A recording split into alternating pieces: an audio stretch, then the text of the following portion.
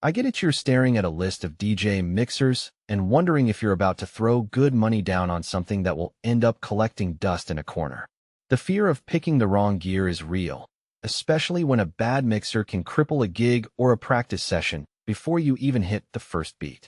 You want proof that the unit you're eyeing actually fits your style, your setup, and your budget, not just a glossy spec sheet. Link is in the description if you want to check the product details on Amazon. The Pioneer DJM S7 sits in the Battle DJ niche, where the focus is on quick cueing, tight fader control, and instant access to performance pads. If you spend a lot of time scratching, battling, or doing live remixing with Serato DJ, that's the audience this box is built for. The first thing I did was map out a typical Battle DJ rig: 2 turntables or CDJs, a laptop running Serato, a pair of headphones, and a PA system. The mixer has to act as the hub that ties those pieces together without adding latency or extra routing headaches. What makes the S7 stand out is the dual USB audio interface. Each channel can be sent to a separate deck in Serato, which means you can route the left turntable to deck 1 and the right to deck 2, while still monitoring the master output on a single USB connection to your laptop. In real-world practice, that eliminates the need for a separate sound card or extra cables. You just plug the mixer into your computer and you're ready to go. I tried it with a pair of Technics 1200s and a laptop, and the audio stayed crystal clear even when I cranked the fader to the max for a rapid back-and-forth scratch. The 2-channel layout also keeps the surface uncluttered, letting you focus on the decks rather than hunting for a 3rd-channel knob you'll never use in a battle setting. The 16 performance pads are another practical win. They're mapped to Serato's hot cue, roll, sampler, and other effects, and the layout mirrors what you find on Pioneer's CDJ 2000 and XS2, so the transition from a club-standard setup feels natural. In a recent jam session, I loaded 4 different vocal stabs into the pads and triggered them on the fly while looping a breakbeat. The pads responded instantly, with no missed beats, a critical factor when you're trying to keep a crowd moving. The fact that they're tied directly into Serato means you don't have to dig through menus. A single press drops the cue exactly where you need it. Bluetooth connectivity is pitched as a convenience for queuing tracks from a phone or tablet, and it works as advertised.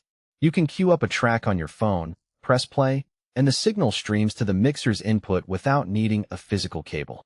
In a practice environment, that's handy for testing quick edits or backing tracks that aren't yet in your Serato library.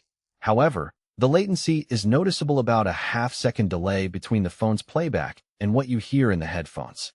For a live battle, that lag would be a deal breaker, but for rehearsals or casual listening, it's an acceptable trade-off for the added flexibility.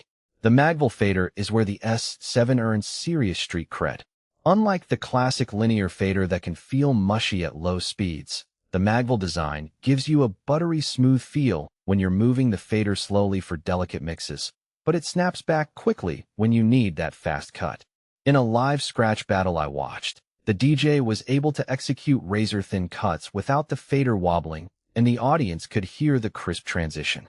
It's a tactile improvement that you only notice when you're actually using the mixer in a high-pressure scenario. Now, let's talk about who should walk away. If your primary DJ software is Rekordbox, the S7 isn't the most seamless choice. Pioneer's own Rekordbox-compatible mixers, like the DJM 900 and XS2, will give you tighter integration and more out-of-the-box performance features. Likewise, if you need more than 2 channels, for example, a 3-deck setup for complex layering, the S7 will feel limiting. The unit also lacks a standalone mode.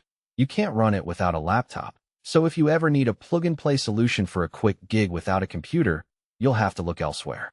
On the flip side, the price point lands in the mid-range, so you're getting a lot of professional-grade features without the premium cost of Pioneer's flagship mixers.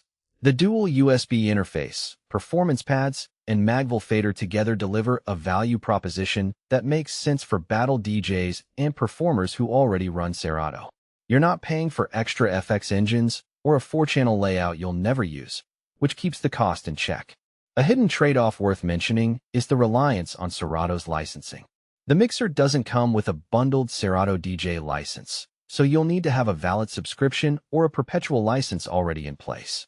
That adds an extra line item to your total spend, but it's a one-time cost that most serious Serato users